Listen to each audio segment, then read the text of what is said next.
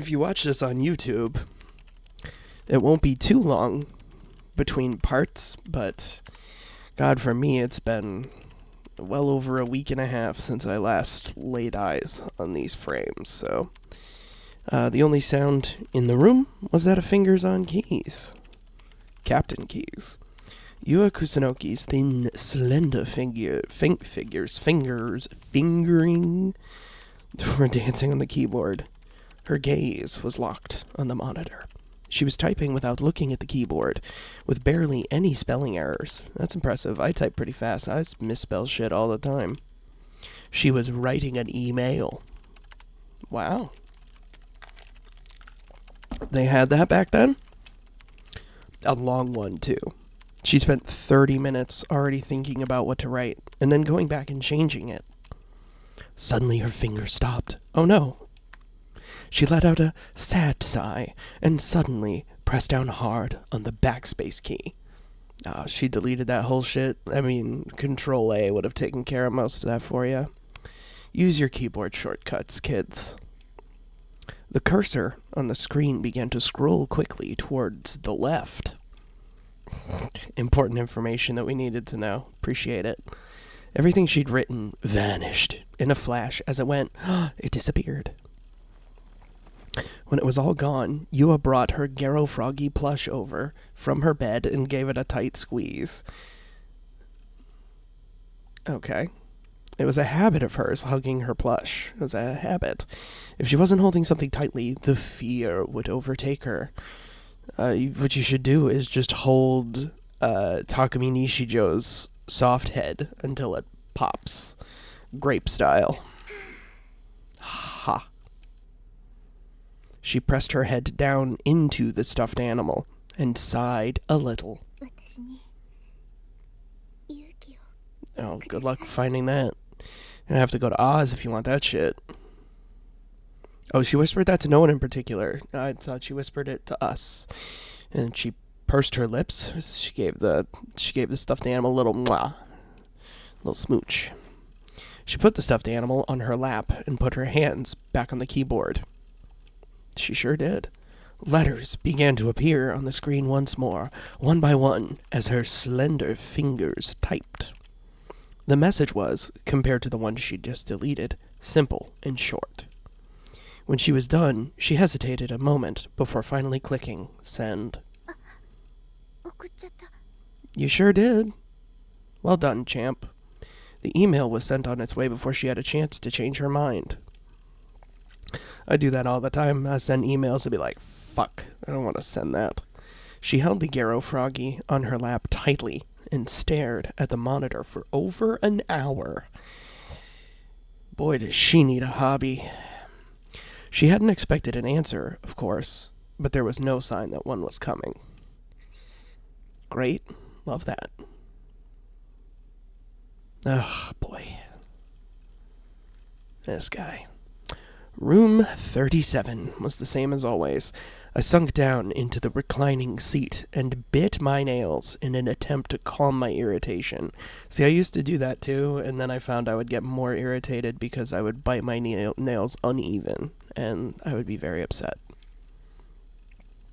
There was a reason I'd come to At Cafe 2 days in a row, both yesterday and again today. Was it to do the only thing you ever do? That night, 2 days ago, after I found out from Grimm that Senna's story was true, I'd gotten an email from Yua. It was, ridiculously enough, a request to talk to me again. She should have known better, given the fact that she was a 3D girl. He was never. Screw you, was what I wanted to say to her. Of course, kindness always at the forefront of this guy's mind. Why would I want to talk to you after you lied to me? Fucking Spider-Man, you lied to me. I'm going to kill you, Spider-Man. I don't have anything to talk to you about. Obviously, this is just part of some new trap. I'm not going to waste time talking to you. Sure, I wasn't used to talking to girls. That's why I'd gotten so excited when Yua tried to be friendly with me. Yeah, but behind my back, she thought I was an idiot. Dude, I don't even have to be behind your back. I'd say to your face, you're an idiot. You're an idiot and a piece of shit, and it would be miserable to know you for real. And then there was that weird delusion of hers. Where does this guy get the balls to deride anyone else's delusions? Oh, okay. See, I spoketh too soon. Sure, I had delusions myself, but I didn't bother other people with them. Oh, well, that's... Because you don't... I mean, you bother other people. But her? That crazy bitch had practically called me the new gen killer. Yeah, believe me, not her. I'd never forgive her. She called me a murderer. I'll never forgive her. Dude, I think you're a murderer too. You are like insanely suspicious. I decided to just ignore it, but there was one problem. The email said she'd come visit the base. She knew where it was, so if she wanted to, she could. I hope she does. I hope she shows up with her own sword and stabs you with it. That's why I'd come here, to At Cafe, even though it wasn't a school day. I wanted to take the D-sword with me for protection, but unlike Senna, I lacked the courage to carry that thing through Center Street. Oh boy. Ugh. He makes me tired. I forgot how much he tired me. Spending almost half a day in a net cafe was kind of exhausting. Fucking right? I've been here for 5 minutes, and I'm exhausted. The reclining seat was comfy, and there was even a shower in the place. But it wasn't as relaxing as the base, which had no shower. And the biggest problem of all was that Seiratan wasn't here. Yeah, that's the biggest problem, you fucking weasel loser. Oh, I hate this guy. After 2 days holed up in that cafe, I'd come to realize how much she meant to me. I wanted to go home now. I wanted to be with my figure. And make my figure. But I decided I'd stay here until midnight, at least. But by then, the trains would stop running, and even Yua wouldn't be able to stay out that late. It would be another 4 hours until midnight. If I played some ESO, the time would fly, but... I looked over at the monitor. My second character, Lies-A-Lot, was standing there, doing nothing. Yeah, why isn't she auto-battling? What the fuck?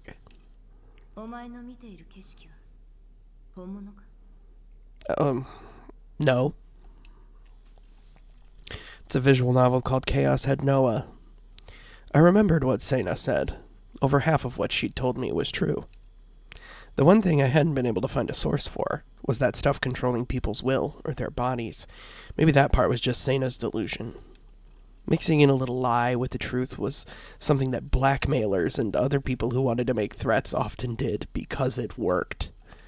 I knew that, at least in my head, but after all the strange things that had happened to me over the past few weeks, I still couldn't help but feel scared. I stared at Lies-A-Lot on the screen. Oh, don't call her D-Zerote. I don't want to hear that. It's Lies-A-Lot. Oh my god. I whispered so that nobody around me could hear. Man, I've tried that before. I still get text messages that say, hey, I can hear you. I'd thought about something similar a bunch of times. Base lard, Lies-A-Lot's world. The world that I was looking at right now was real to her, but to me it was fake. Which meant that the person controlling me was seeing my world, and it was fake too. Wow, so meta. But just as Lies-A-Lot couldn't see her controller because he was in a higher dimension, I couldn't see the person controlling me either. Did Lies-A-Lot ever think about things like this?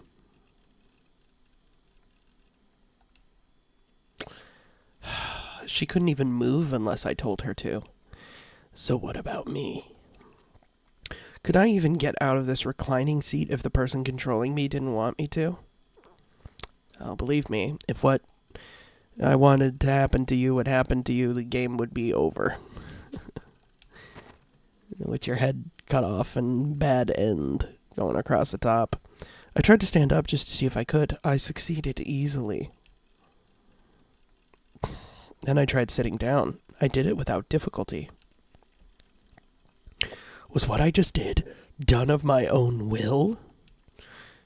Well, yeah, I just pressed an A button to move the text along, so I didn't press A to stand. Or was the person controlling me telling me what to do? I didn't have any way to tell. I heard the sound of the door to my booth opening. I sensed somebody come in. Yeah, it's a real big fucking galaxy-brained idea to stay in the same room every single time you go to this fucking place. Idiot. I turned around. It was Yua Kusunoki. Let's listen to this fucking music. I was so scared I tried to scream. And then she switched places with me. But Yua put her hand on my mouth. Her hand was warm, and the scent of her sweat hit my nostrils. Ah, she be palm sweating, huh? Yeah. Or I'll kill you.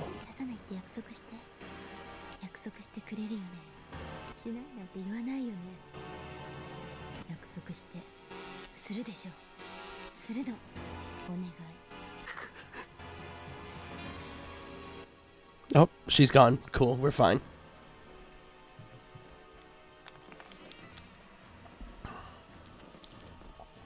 The booth was tiny. Yua blocked the only exit. The next thing I knew, she'd pinned my shoulders with incredible strength. I couldn't get up from the seat. Maybe it's not a rolling chair, I just imagine. Her cold gaze pierced me from point-blank range. I looked away, unable to bear her gaze, and saw the 3 Garo froggies on her shoulder bag. I'm not making no noise. I'm just reading the words on the page. What do I do? What should I do? I tried desperately to come up with a way to escape from this situation, but it didn't work. I couldn't think clearly. I'd been caught totally off guard, and my mind was going blank.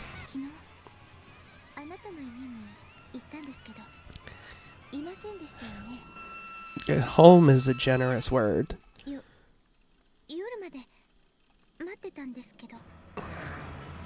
I mean, bro goes to 3 locations total. You should have checked the other 2.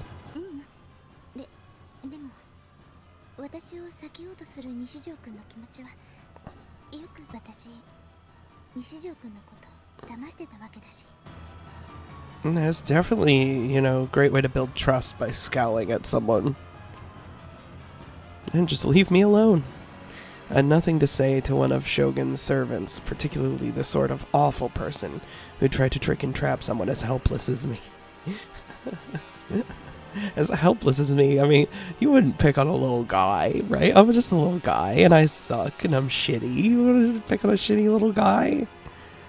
You cast her gaze downward for a moment as if hesitating, and then she whispered. Oh my god, catchphrase! Blah! No, never heard it before. Oh, you won't? Vampire.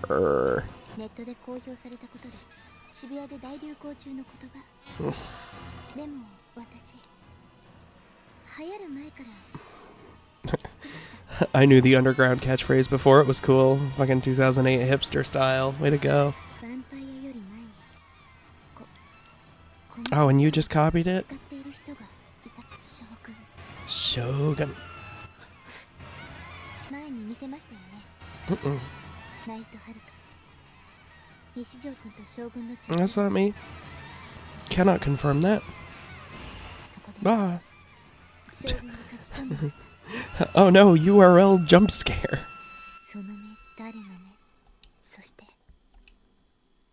She got closer. Her voice was calm and peaceful, but there was a piercing cold light in her eyes. She was staring at me, unblinking, menacingly. I looked away.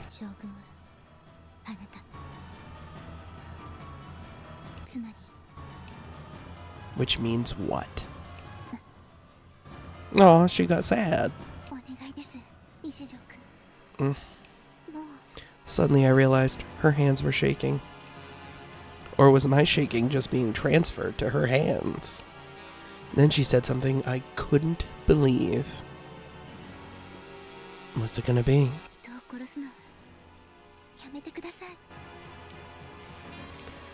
It was him all along? What?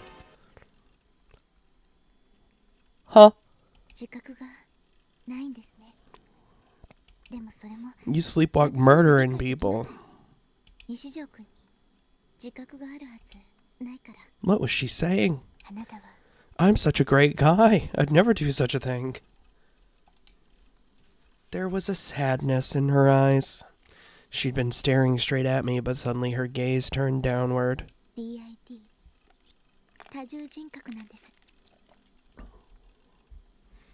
I'm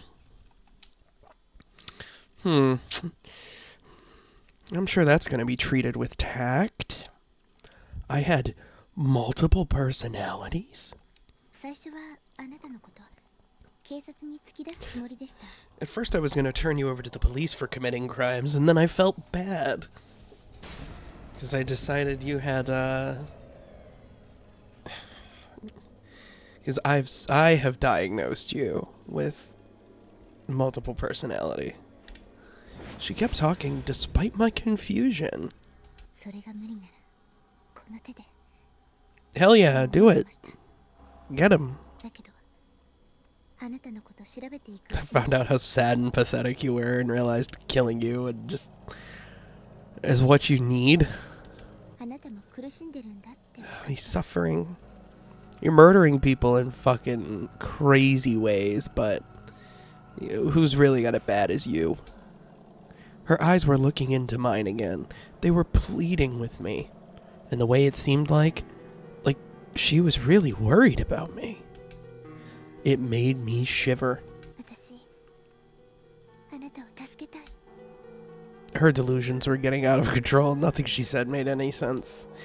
Wait, really? Did it really not make sense?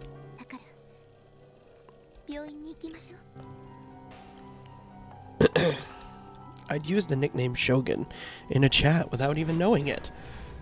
If I did that, how could I murder someone? I was friends with a girl named Rimi without having any memories of her. Maybe I wasn't sleepwalking. Maybe there wasn't some being from a higher dimension controlling me. Maybe the person controlling me is me. Was in fact inside my mind the whole time. I'd have preferred it's me that's got me. And me who wasn't me. Another personality who wasn't me. Multiple personalities. My head ached. There was a painful stinging in my temples. This was impossible. It couldn't be true. I wasn't going to believe it. It was just a delusion of yours. She was my enemy. She was getting in my way. She was trying to trap me.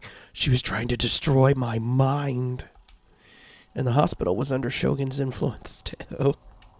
The one person I could trust, Dr. Takashina, had disappeared so suddenly that I knew something must have happened to him. Shogun must have killed him. And if I did what Yua said, I'd be killed too. Oh my god. There was no way I was going to believe this woman. I don't believe her. I don't believe her. I don't believe her. I don't believe her. I don't believe her. I don't believe her. I don't believe her. I don't believe her. I don't believe her. I don't believe her. I don't believe her. I don't believe her. My brain shut down. I pushed her as hard as I could. Just fucking assault style. Bah! Get out of my fucking way. Gah. Yeah, she didn't expect an uppercut to the jaw.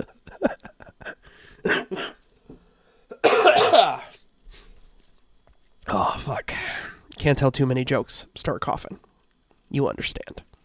She fell back into the wooden partition door and collapsed to the ground in pain. Ha ha ha. Finally free from her grip, I grabbed my bag and stepped over her into the corner. One thing Takumi Nishijo is great at, ignoring injured women. Mate kudasai. She grabbed my ankle, still crouched on the ground. Her hair was a mess, and her glasses had slid down onto her nose. She was clinging to me as hard as she could. I was so scared. I let out a miserable scream. Wah! She was my enemy. She was working with Shogun. I wouldn't let her fool me. I wouldn't let her fool me again. We won't get fooled again. Fucking Who style. Jesus. I screamed, and she let go. I ran while I had the chance. The toilet's that way. I slammed down a 5,000 yen bill from my wallet onto the counter in front of the astonished clerk. Oh, good on him. He still had the wherewithal to pay, so he's clearly not that distraught. Oh, sorry, sniffles. Then I ran into the elevator outside without even waiting for my change. Oh, take that as a tip. When it hit the ground floor, I dashed outside. The sun had already set. I looked around. There were so many people around. Run. I just had to run. Yeah, go to your storage container. Yeah. He's one step ahead of me. It was too dangerous to go to the base. She'd follow me there. I started to run without even knowing where I should go. The thought of Yua coming out of the other elevator any second now and threatening me with her cold voice made me feel like I needed to get out of there as soon as possible. Ha ha ha. Ha. I ran and ran, stopping again and again to look behind me, cutting down my own time. The other pedestrians kept getting in my way. Fuckers, don't you know I'm on the run from a murder lady? I slammed into salarymen and DQN-looking high school girls. Each time, they'd curse at me. I wish one of them would punch him. But I ignored them, and I kept running. Gwa. Ha. Ga. It hurt to breathe. I'd chosen my path randomly, so I didn't even know where I was. I stopped to catch my breath, then I looked around at my surroundings. I was in front of the Maruichi building. I was close enough to Miyashita Park that I could escape there. I'd rest a little and then keep running. If I could get to Yoyogi Park, there'd be any number of places to hide. Maybe I could spend the night there. I couldn't stop worrying about whether or not Yua was following me. I couldn't see her anywhere. But she might show up at any second with that placid, emotionless face of hers. My instincts drove me forward. Now, how do you know it wasn't me pressing the A button moving you forward? Run. Run. Oh boy. When I made it to the bridge at Miyashita Park, I flopped right onto the ground. I'd run so much my throat was parched. I wanted an ice-cold soda.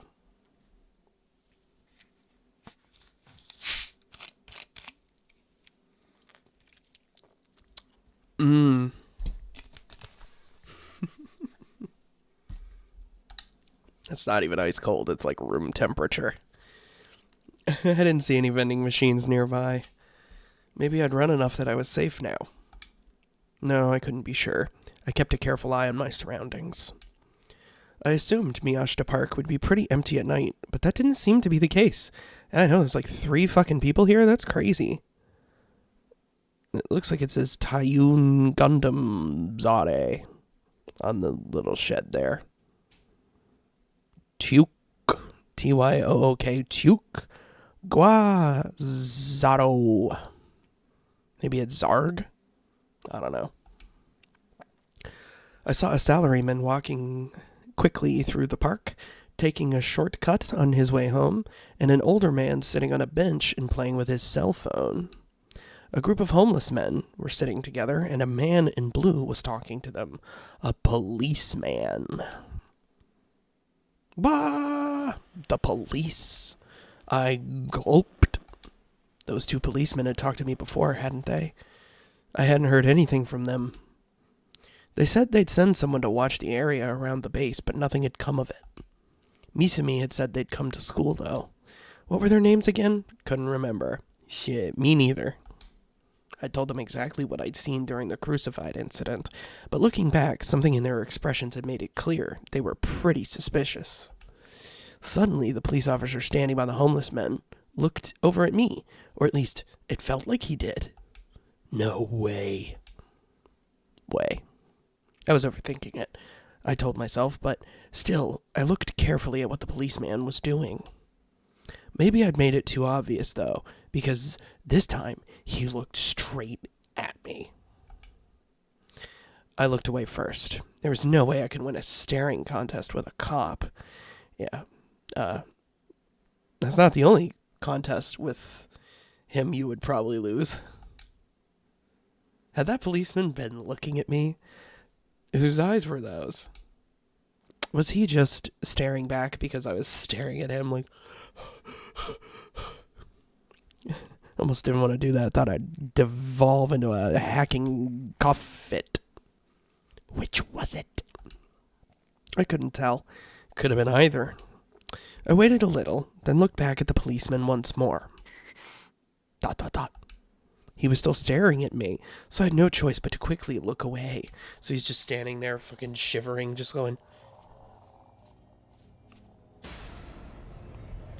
Goofy. Crap. This time I totally look suspicious. Yua was already after me. I couldn't have the cops after me, too. I had to get through this somehow. I wiped off the cold sweat on my forehead. He's just doing the most suspicious movements possible. Then I took a textbook out of my bag.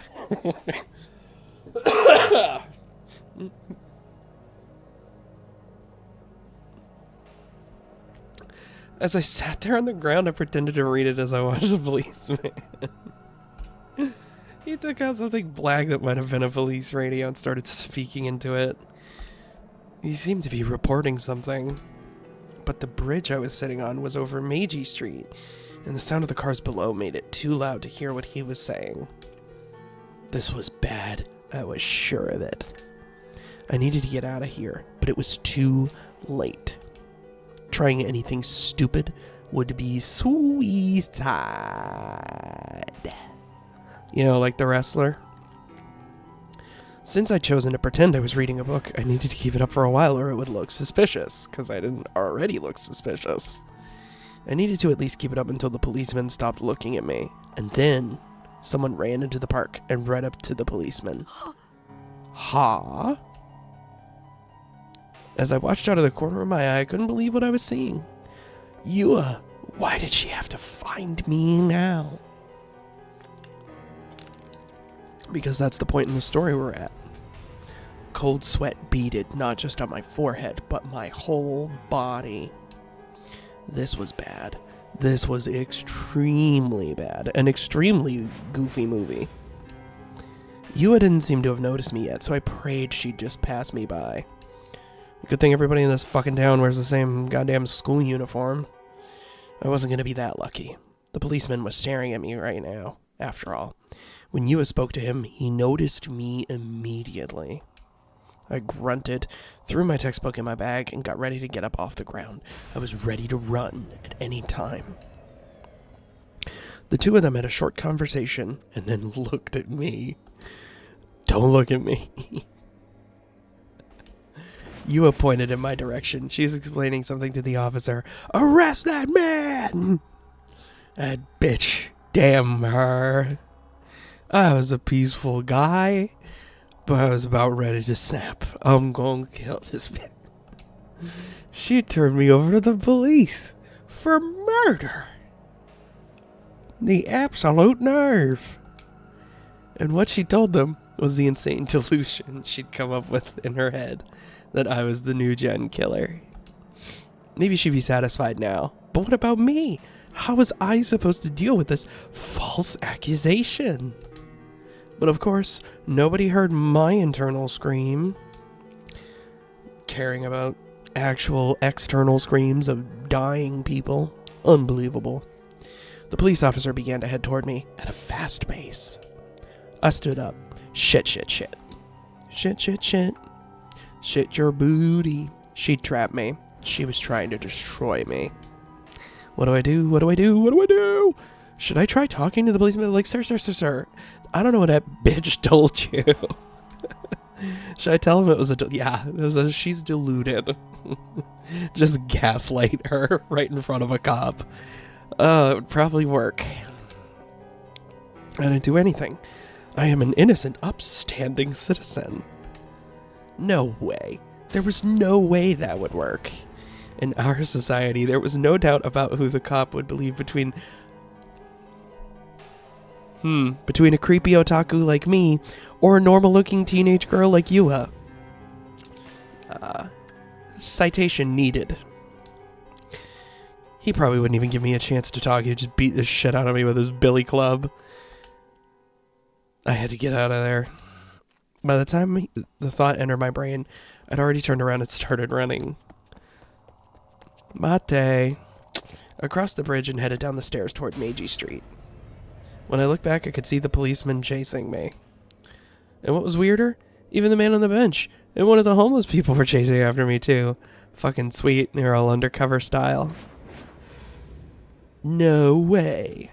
Did Yua have the cops on her side and the homeless and the salarymen are all on her side? That's crazy. Was Miyashita Park filled with plainclothes detectives? I didn't know what to do. I felt pure shock. It was so unfair that I was almost ready to cry. Cry, little crybaby. I didn't do anything. I did nothing. The cops were believing her lies. This wasn't fair. Fair?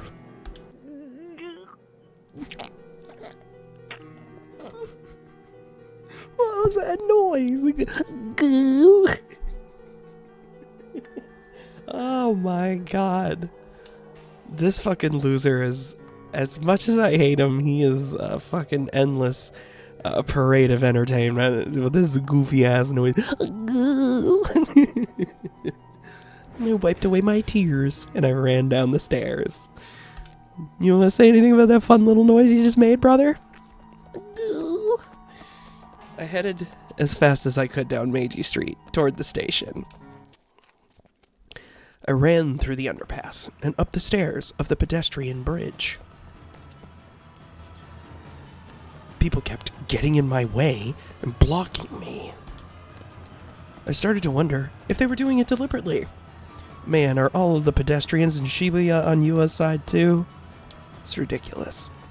Everybody started looking like a detective. I was on the verge of panic. I looked back and I saw somebody chasing me. I got a glimpse of them moving through the crowds just like I was. It was one of the people I'd seen at the park. Couldn't tell which. But they were chasing me. I shuddered. If they caught me here, my life was over. How could you not tell the difference between them? You said one was a salaryman, one was a homeless dude, and one was a cop. 3 very different looking folk. I'd be given the death penalty for a crime I didn't commit, and I'd be put in jail for decades. I'd endure a living hell for years, and then they'd say, okay, time for you to die. Yeah, maybe you'll get lucky and it'll be like Human Crazy University and you'll survive. Could happen. Please, no, I couldn't handle that. I didn't want that to be my life. Even if I was found innocent in the end, once you were branded a criminal, that didn't disappear.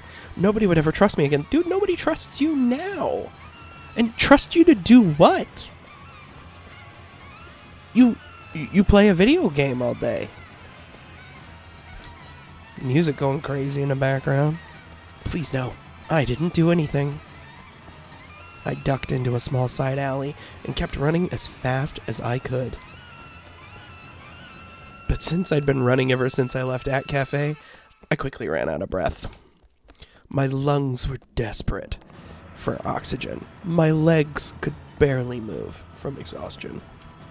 I regretted not exercising more, but it was far too late for that now. That's why you should exercise, kids. So that way, when you're on the run from the law, you'll have the cardio to fucking hoof it. Finally, I stopped, leaning forward with my hands on my knees and panting. I couldn't run anymore. Gah, ha, ha. I was in a place I recognized. The distinctive red brick exterior, the big lit-up sign reading Gigantes. I'd come here once with Misumi. Back then, I'd come to see Phantasm's concert, more specifically, its lead singer, Fess. Now, it was quiet and seemingly empty. Only the feeble light of a single vending machine illuminated the front of the building. Yeah, only one vending machine in this photo. I glanced back at the path I'd come from, annoyed that my breathing wasn't going back to normal. It was a dark and narrow alley. The Tokyo Line's train passed right above me, the light streaming from the car windows, shining bright against the night, but even that light failed to reach the darkness just beneath it. I squinted into the night. Had I ditched the police and Yua? It was too dark to see. Follow me, if you want to live. Wah! I heard a voice right next to my ear and let out a pathetic... At least he knows his noises are pathetic, miserable, and shitty. It was Fess. She was dressed in the elaborate outfit she wore for her concerts. As she quietly stood above me in the darkness, there was a sense of fragility about her that hadn't been there when I saw her on the stage. It was too dark to guess at the look on her face. Scowl. As I sat there, too shocked to move, Fess offered me a hand. Her voice was calm, but there was power in it. She slowly turned her head, her hand still stretched out to me, as if to see whatever was beyond the darkness. I'm sure you'll make a good running team, fucking track and field stars that you are. How? Did she know I was being chased by Yua and the police? For a moment I was cautious. She is a 3D girl, after all. But right now, I had no choice but to trust her. I mean, you have a choice. I grabbed it and clung tightly. I hope you don't mind, I've been sweating a little bit. Her hand was cold. I mean, Yua's hand was warm and sweaty smelling. As I stood, she started to run. I was angry because of how exhausted I was. I was mad at her. Fuck you, making me run. But if it weren't for Fess, I might have stayed there until the police caught me.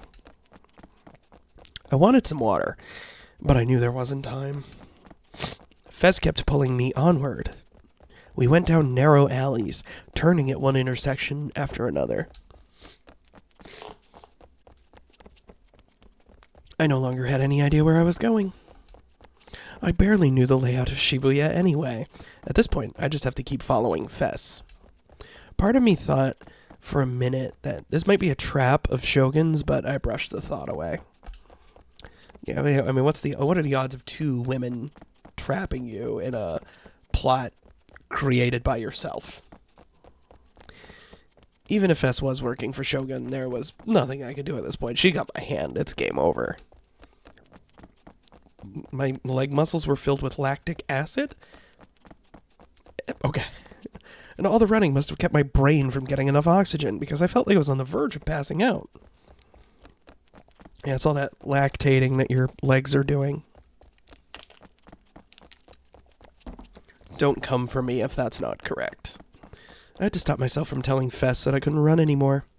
Actually, I might have said it a bunch of times without realizing it. But Fess kept on running, even without looking back at me once. The next thing I knew, we were on a path directly beneath the highway. We were close to Shibuya Station, but there weren't many people here at all. Fess headed down a stairwell that led into the darkness. It felt like she knew exactly where she was going. When we got to the very bottom, she finally stopped. I let go of her hand and grabbed onto the stairwell's handrail, panting for breath. How much running had I done today? 3 blocks? Fuck. I wasn't sure if I'd ever exercised this much in my life. Ha ha.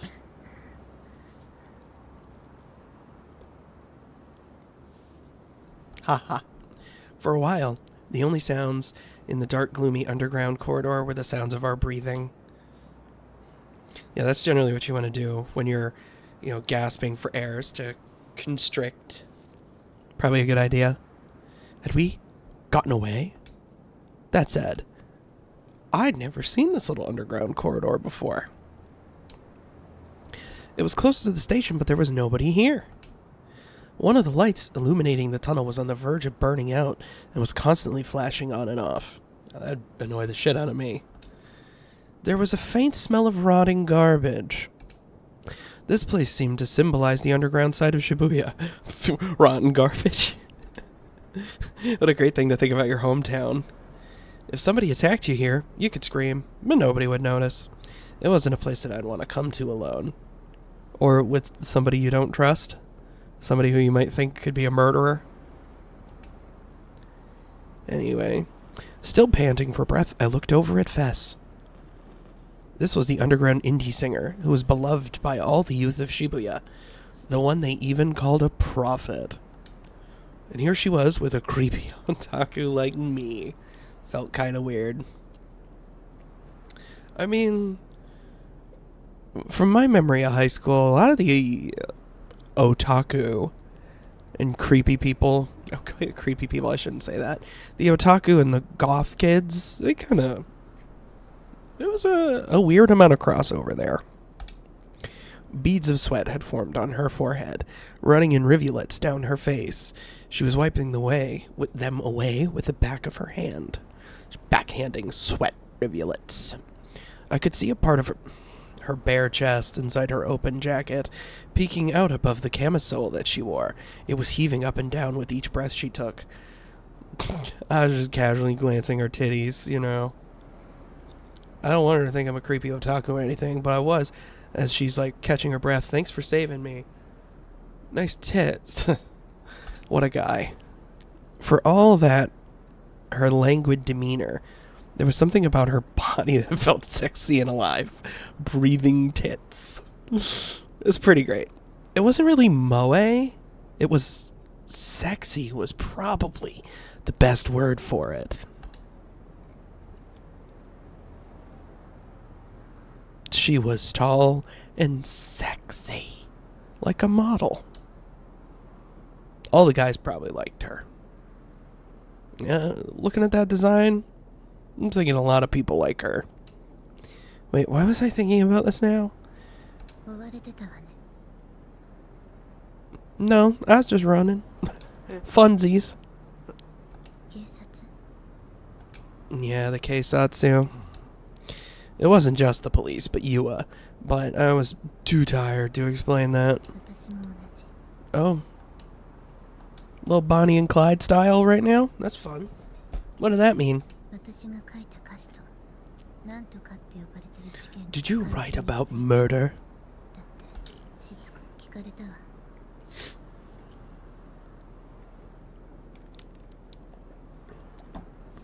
Yeah, I'm sure that's common, you know. You two wrote Sunday, Bloody Sunday, and the cops were probably like, what do you know? New Gen. Fess's lyrics matched every one of the cases. Forgot about that. That's why her believers all said the same thing, that she was a prophet. Are you predicting murders, you little Nostradamus style right now? If so, you going to jail. They suspect me. As the New Gen killer, huh? I had to, when I'd learned about her lyrics for the first time. I'd actually thought she might be Shogun. This should teach you something, Takumi Nishijo, about strange biases. But since she saved me, that actually might not be true. Yeah, only a non-murderer would help Takumi Nishijo. What was Fess doing there, though? It was just blind luck that she'd been there to save me, right? At the concert hall that she performs at? Yeah, how random that she'd be there. It was right in front. You know, sometimes I forget that in this super overwritten game, my criticisms will be the very next line. Why were they after you? Oh, same. They think I'm the New Gen killer, too.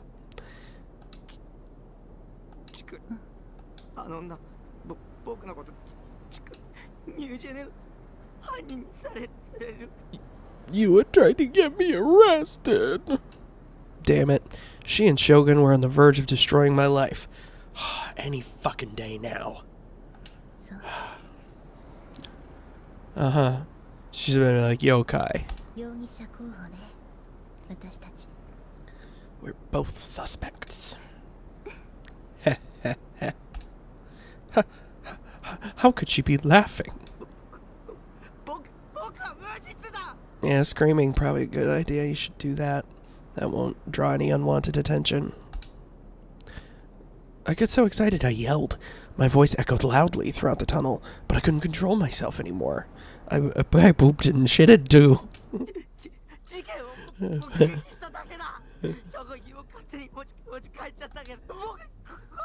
Yeah, just keep announcing your crimes. Then you are guilty.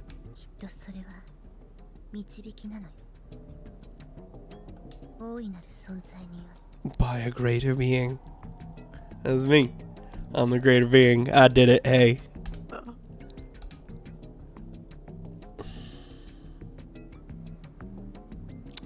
Another crazy chick. Another lunatic.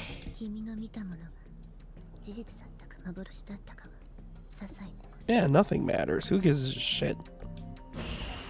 Bah! Jump scare.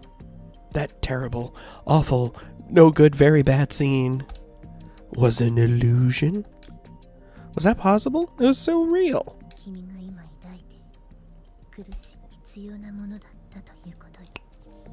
Oh, yeah, at least it was necessary. What was she talking about? I was disappointed. I kind of realized she was crazy when I'd seen her at the concert, but I hadn't realized it was this bad. They say there's a fine line between genius and crazy, but... Get your sword! I gasped. That's what she'd said at school. Find it, and you'll be saved. That's what she'd said before. But that's not what I'm here to do. The police were scary. But Shogun and his servants were even scarier. I didn't know why, but they were clearly trying to trap me. And if I was going to save myself from them, if I was going to protect myself, I needed a D-sword. Fess's lips curled into a smile. I don't do no homework. I don't do no homework. I don't even do my regular work.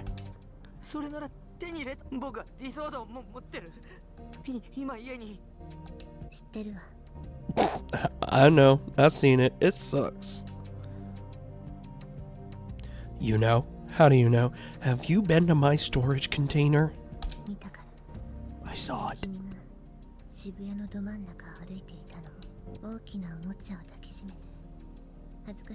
I've got a sword! She was talking about the day I bought the D-sword. Ugh, I can't believe she'd seen me. No, hang on, what did Fez just say? The smile was gone from her face. She glanced at me for a moment, and then sighed. The air of her ennui.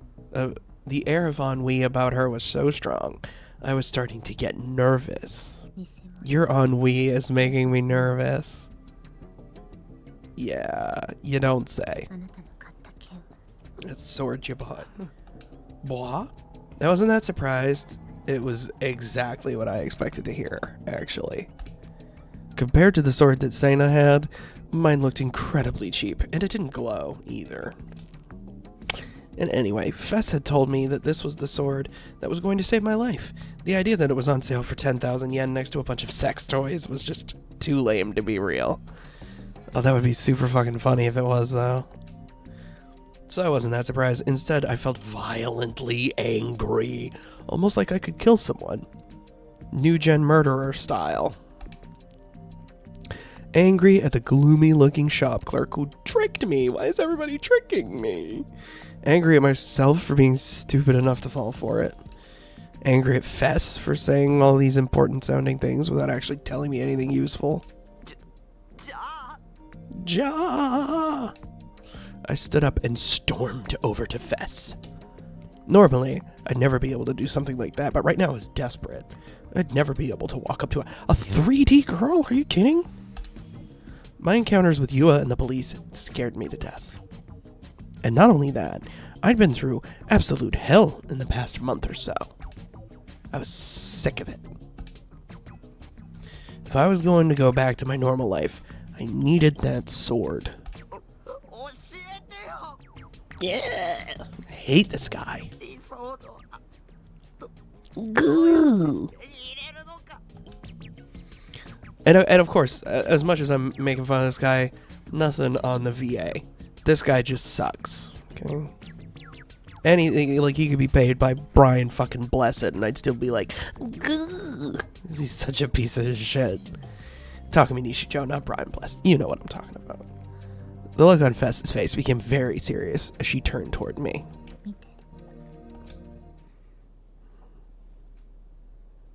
Punch. Then she motioned for me to stop getting closer as she made a fist. Then she flung her arm back.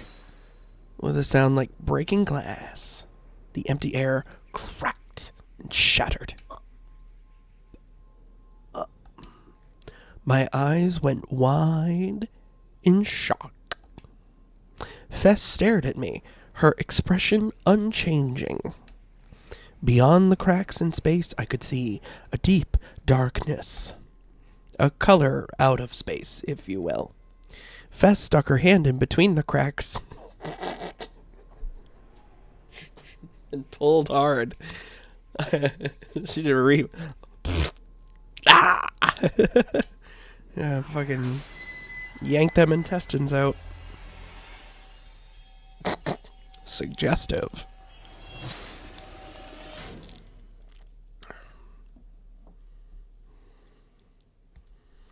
And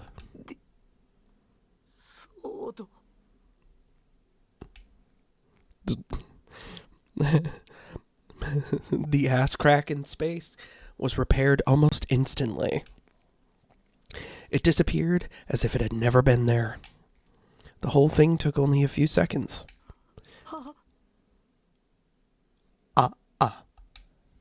Was that a magic trick? I demand to be taken seriously. Or just a delusion. I couldn't believe what had just happened in front of my very eyes. It didn't feel real. This was something out of a fantasy, or an anime, or a fantasy anime visual novel game sci-fiction adventure. No notes. Perfect delivery. Yeah. The sword was the one that Fess was waving around during her concert. One I'd thought was a mic stand. It was shaped like one of those battleships you'd see in every sci-fi anime. No, looks like a sword. It would be a very weird ship design. Yeah, I just put some notches in the ship's hull. That'd be great for aerodynamic space travel. There wasn't a single straight edge on the whole thing. I mean, okay. But it was sharp, beautiful, and terrible.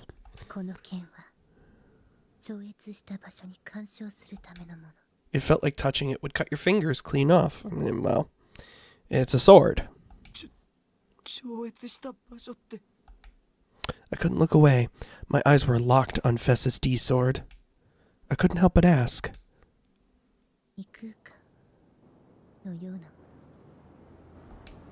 Another space.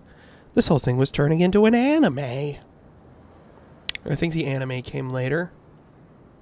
It was a game first. Another possibility. Or perhaps a delusion. Delusion?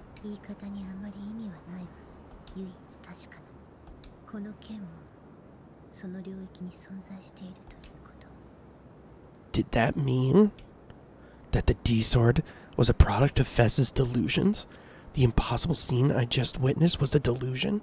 It didn't exist in reality? What? Oh yeah, that's impossible. If Fess's sword was a delusion, how could I see it? Checkmate. 3D girls. Look about. Ooh. I was confused at Fez's sudden demand, but I obeyed. Behind me was the stairs, and also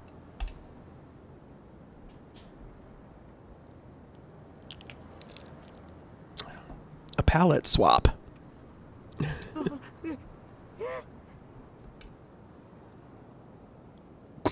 Fess was beside me, and Fess was standing in front of the stairs. There were two of the same person in the same place. Shocked, I looked back and forth from one to the other. Their face, build, hair, everything was the exact same. The only difference was their clothes and whether they were holding a sword or not. And maybe some makeup. They weren't twins or anything like that. They didn't just look alike. They were exactly the same. Yeah, hair's a little different. This is also your delusion. The two Fesses said the same thing. They have different poses too, so they're not exactly the same. Because one is holding a sword. My head was starting to hurt. What was happening right in front of my eyes? Columbo. And another thing. Yasuji Ban was walking through a narrow, filthy alleyway in Maruyama-cho. He jammed a hand, just one, in his pocket. He checked, making sure there were a dozen or so coins inside. I didn't expect to find shit. Dude, you can't be talking about murder scenes with a smile on your face. His partner, Detective Suwa, was walking behind him and complaining in an irritated voice. It was only natural that Suwa would be upset. The job they'd been given was to tail Takumi Nishijo, a person of interest in the New Gen murder case. But right now, they were ignoring that job and coming to visit the scene of the third New Gen case, Crucified. Bon had left the job of tailing Takumi Nishijo to some of the local cops, without bothering to tell the rest of the force he had done so. Very good at his job, this guy. From the perspective of a rookie like Suwa, this was reckless and crazy. Oh. No, see, this is Yasuji Ban guy. He gets it. He's like, he met Takumi Nishijo once. He's like, I don't want to be around that fucking guy. Ban had dragged him out here without any explanation. Of course he was upset. So, he'd been trying to persuade Ban to turn back for a while now, but... Haha, shut your fucking mouth. Ban completely ignored the rookie's protests and didn't seem the slightest bit concerned. Before long, they'd reached a narrow road blocked off by yellow tape. As Suwa sighed again, seemingly for the 100th time that day, his phone buzzed. He took it out, the look on his face quickly returning to that of a young, capable detective, before he pressed the button to answer. Ban stopped in front of the tape as he listened to Suwa talking behind him. Past the tape was the crime scene. The place was dark, just like it had been during the time of the crime. And on the board behind him, Das wie Feindund Eften. Except for the tape, there was nothing to indicate that anything had ever happened.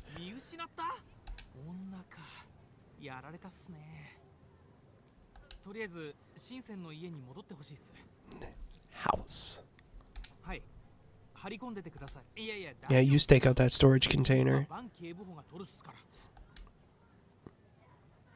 Ban chuckled a little when he heard that. Suwa was cleverer than he looked. Of course, Ban had no intention of letting Suwa or the locals take the fall for him. Oh, what a nice guy. Suwa hung up the phone and glared at him just about the same time as Ban ducked under the tape. Suwa followed, reluctantly.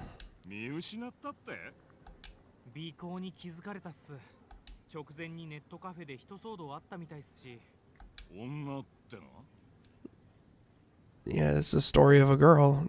She cried a river, drowned the whole world. As you do.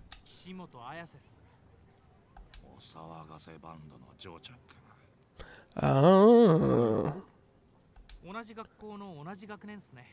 What a coinky dink. Well, that's interesting. So it wasn't Yua Kusunoki, they said. What was the problem? They said it was Fess. Humph. Bon ran his hand through his stubble, enjoying the sensation for just a moment. Then he took out the coins from his pocket and began to count them in the darkness. Suo watched his partner's strange behavior, his mouth hanging open.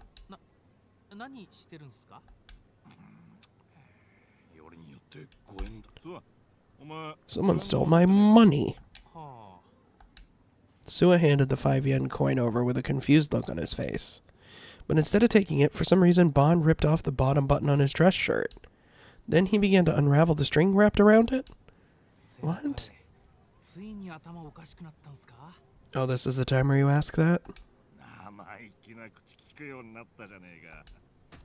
Bon chuckled and lightly punched him in the forehead. Just bop! Knocked him out. Then he took the 5-yen coin and ran the string through the hole in the middle.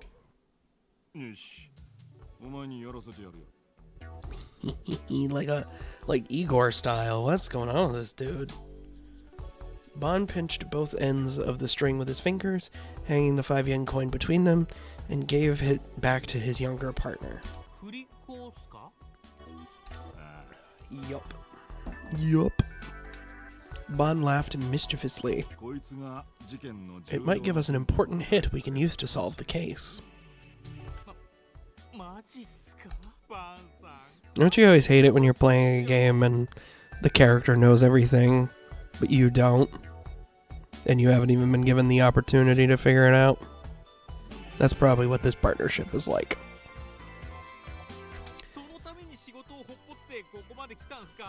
Yeah. Just want to play some games. Suo sounded like he was on the verge of tears. Bon had dragged him on a lot of wild goose chases, but this was the worst of the lot. Yeah, dowsing him looking Pokemon style, looking for some free items. They're invisible. A video game, actually.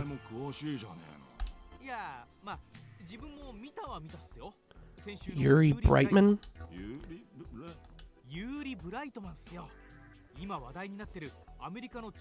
An American psychic investigator? Oh my god.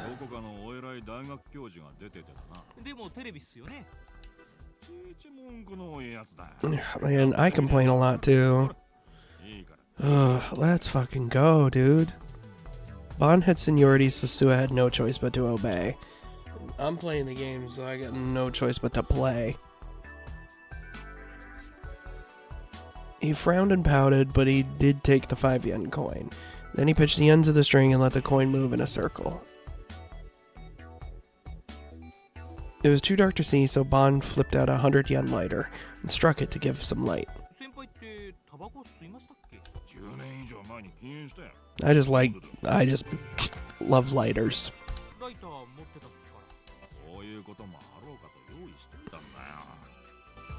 Predicted it. It tells us that gravity works here. Try moving it around, stopping it, that sort of thing. Bon was staring at the movement of the 5-yen coin intently. He looked so serious that Suo found himself unable to complain anymore. Just a 1,000-yard stare. I knew it.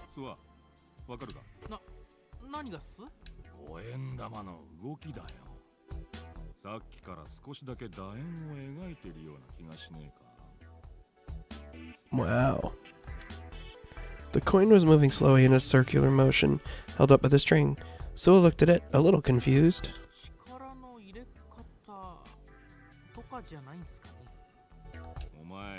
Are you trying to spin it in an ellipse? No, I'm being pretty random about it. Try to keep your hand steady. Suo tried his hardest to make it move in a circle. No matter how many times he tried, it kept tracing out an ellipse.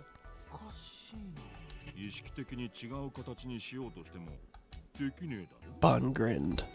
Suo, however, seemed unsatisfied and kept trying to spin the coin.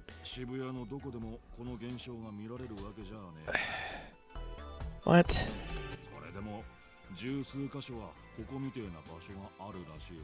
There are certain places where if you spin a coin, it'll be slightly more oblong of a circle. Oh yeah, well, weird. Yeah, right, but so what? Bon looked up with a satisfied smile, pictured here, putting the lighter in his pocket and taking the fan from his belt. 渋谷がなんでここまで若者を引きつけるか。五円玉が楕円を描くからっすか Right? Sua meant it as a joke, but Bon calmly waved his fan and nodded. そういう